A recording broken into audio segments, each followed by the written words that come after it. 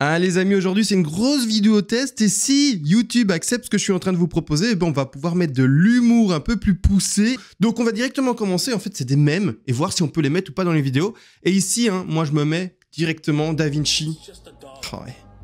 C'est Tom quand même, je gratte ma fesse, hein, désolé. C'est Tom quand même. Ah, mais juste pour se rappeler quoi. On est parti, hein. C'était en 2010, quelque chose comme ça, 1 $ le BTC. Bon, maintenant, c'est clair que, voilà, il est multimillionnaire, le petit gars. C'est juste magnifique, Si j'avais pu l'écouter à ce moment-là, mais j'étais encore occupé de faire les fêtes à l'université à ce moment-là. J'étais occupé pour les Belges dans les TD, etc. Pour ceux qui connaissent la GEF, à Bruxelles, etc. J'étais plutôt là-dedans. Et malheureusement, j'écoutais pas DaVinci sur YouTube. On va regarder son antagoniste, parce que du coup, j'ai fait exprès de prendre celui qui était extrêmement optimiste. Eh ben, regardons l'autre. Bitcoin will go to fucking zero. One day. Bah ouais. And a microsecond. Whoop, like that. And when the real founder of Bitcoin comes out, it is my humble opinion, and there's nothing humble about me, Bitcoin will go to fucking zero. Ouais. Je crois que c'est une question de génération, hein. Sans vouloir être méchant, je crois que c'est une question de génération. C'est souvent les jeunes, et ça c'est pas une blague, c'est souvent les jeunes qui voient vraiment en fait l'avenir. Et c'est pas qu'ils voient l'avenir, mais c'est qu'ils voient en fait les créations, les innovations avant en fait les personnes qui sont plus âgées, qui sont peut-être appuyées sur d'autres principes, d'autres fondamentaux. Et ben oui, la crypto c'est pas forcément facile pour quelqu'un qui a vécu, je sais pas même pas quel âge il a sûrement 80 années, 80 printemps passés, et donc il a connu les chevaux, le gars. Il faut quand même comprendre le truc. Donc c'est un peu compliqué. Mais non, tout de même, je pense que, sauf si je fais une erreur, dites-le moi dans les commentaires, mais je pense qu'il a acheté de la crypto récemment quand même, et donc il commence à changer de camp. Je suis pas sûr de moi, mais à vérifier. Allez, on va attaquer un deuxième ici. Un deuxième ici, c'est parti. Oh, c'est tellement ça. C'est tellement ça. Regardez, bah oui. Le panic seller, il fait quoi? Il a peur. Il veut vendre à tout prix. Ouais, il veut vendre, mais... Ouais. Puis il y a moi.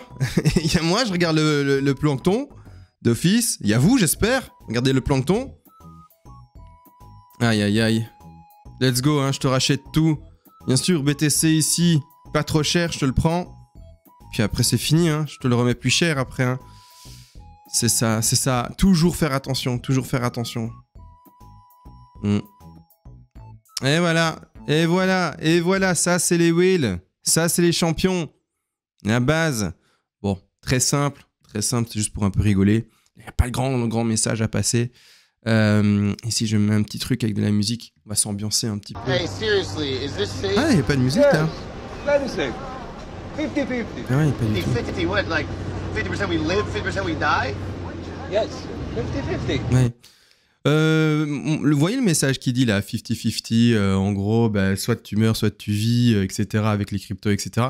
Je suis pas tellement d'accord, personnellement. Bitcoin, par exemple, je l'ai mis sur un piédestal et je pense qu'on n'est pas sur du 50-50, on est sur du 80%, ça devrait aller, d'accord? Ça fait maintenant plus d'une dizaine d'années. On part sur, allez, on va dire que ça commence à 2010, on va pas dire aller à 2009, mais on en est jusqu'à bientôt 15 années de BTC qui fait que des plus hauts, etc. Ça se passe plutôt bien. Il y a maintenant les ETF, BlackRock, etc. qui est derrière. Il y a une adoption plutôt massive qui commence à arriver. Je pense que bon, hein, on est loin de quelque chose qui est bancal. Donc, je donnerais plutôt du 80% Bitcoin, c'est OK, ça fonctionne. Maintenant, après, il y a les altcoins autres, Ethereum, XRP, Cardano, Memecoin, tout ce que vous voulez, Shiba, je sais pas quoi, Doge, je sais pas quoi, tout ça. Là, c'est peut-être autre chose. Là, c'est peut-être du 50-50, voire même pour la plupart des altcoins, d'accord, surtout à petits capitaux, bah, c'est du 1%, ça va réussir. Et donc, pump, et on continue à faire des beaux pumps après. Mais la plupart des milliers d'altcoins qui existent, ah bah, finalement, c'est un pump, et puis un dump, et un dump, et un dump, et en fait, on remonte jamais sur le dernier ATH. Donc, voilà, pour moi, le 50-50, non, on n'est pas là-dessus. Bien sûr, en visant le BTC, les autres, c'est une autre, bien sûr, histoire. Attendez, c'est quoi ça encore, ce même coin-là? Je ne me rappelle plus. Who's we? Ah oui. There is no we, Jesse. Ouais. Quand il y a votre femme, votre homme, etc., qui arrive, qui vous dit, ben, on a combien de bitcoin? Je suis pas sûr. En fait, c'est difficile dans un couple. C'est très difficile dans un couple, une famille, etc. C'est très difficile quand il y a l'autre qui n'a rien fait, qui a découvert parce que vous connaissiez et qui vous dit, t'en as acheté combien? Et du coup, qui dit nous? On en a combien des BTC? Non, mais attends, t'as rien fait, toi. T'as pris aucun risque. Et là, l'amour doit passer au-dessus. Hein. Là, l'amour doit passer au-dessus et clairement, on doit faire des concessions, peut-être. Je sais pas comment ça fonctionne dans votre couple, mais peut-être il faut faire des concessions et dire, oui, no crypto. Mais voilà, parfois l'argent fait aussi tourner les têtes, donc il faut faire gaffe à ça. Je sais même pas si c'est intéressant. Là, ce serait peut-être cool de dire dans les commentaires. On part sur du philosophique alors qu'on garde des mèmes, mais je sais même pas si c'est intéressant pour quelqu'un, par exemple. Voilà, on invente. Vous êtes célibataire, jeune célibataire, vous avez acheté du BTC il y a de ça 8 années, 9 années, 10 années. Le BTC, il vous a fait en sorte que vous êtes centaines, milliers... je sais pas comment on dit quand quelqu'un a plusieurs centaines de milliers d'euros. Bref, vous avez des centaines de milliers d'euros, ou voire même déjà le million, le 2 millions, le 3 millions d'euros. Et vous rencontrez une gonzesse.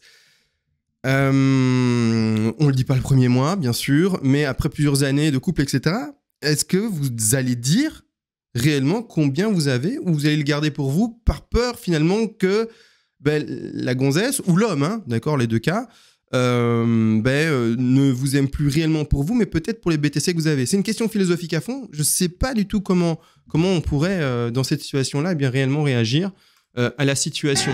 Ah, c'est ça la musique, je crois. Voilà. Voilà. Ah ouais. C'est tout. Hein. C'est pour le mood. Hein. C'est tout ce qu'il faut là. Ah, c'est juste ça qu'il faut. Hein.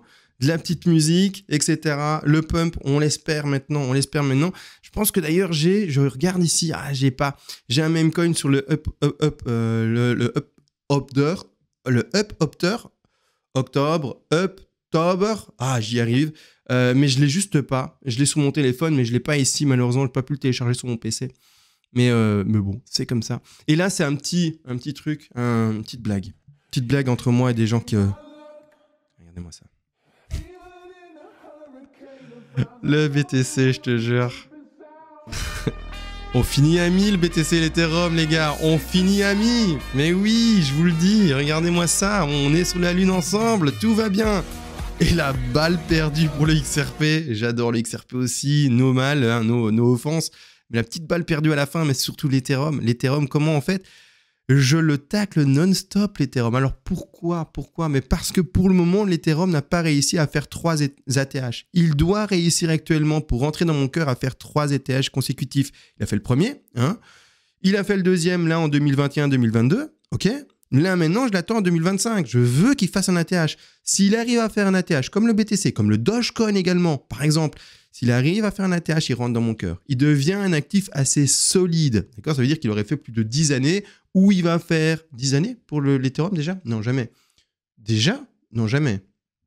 Jamais. 10 années déjà ? Non, jamais. Bientôt 10 années. Mais jamais 10 années. Mais en tout cas, il aura fait cette succession de ATH à chaque fois. Et là, je vais le voir comme actif plus solide que juste, par exemple, un actif qui a fait un pump et puis après le crash et puis ça termine. Et puis, bon, en fait, il ne fait jamais de nouveaux ATH. Exemple, la petite balle perdue pour le XRP à la fin, mais qui finalement explique un peu ce que je suis en train de dire sur les mouvements de prix. C'est que le XRP a fait 2 ATH consécutifs. 2021-2022, il ne réussit pas à faire son ATH. Maintenant, je lui souhaite, j'espère pour lui, qu'il fasse son 3e ATH, d'accord, qu'il montre vraiment, mais qu'il puisse y arriver. Si malheureusement pour le XRP, il n'arrive de nouveau pas à faire un nouvel ATH pour ce cycle-ci, ce serait dommage. Voilà, ce serait juste dommage. Je lui souhaite bien sûr de réussir également la suite. Voilà, petit test ici. Le test, c'est pourquoi ? Premièrement, pour voir si je peux amener un peu de vidéos même, etc., qui fait de la culture crypto dans mes vidéos pour amener un peu de souplesse, un peu plus de légèreté, et surtout également voir si YouTube accepte que je le fasse, et s'il va pas strike mes vidéos, je sais pas quoi, d'accord ? Allez, j'espère que ça vous aura un tout petit peu détendu. Je vous rappelle, c'est des nouveaux formats où je suis debout, regardez, je me balade un peu, où je vais parler d'actualité, etc. Je dois juste prendre un peu le mood, m'habituer, etc. Et puis après, dans 1 mois, 2 mois, 3 mois, à force d'en faire, ça sera tout naturel pour moi, bien entendu. Sur ce, je vous fais des bisous, on se revoit la prochaine, et ciao !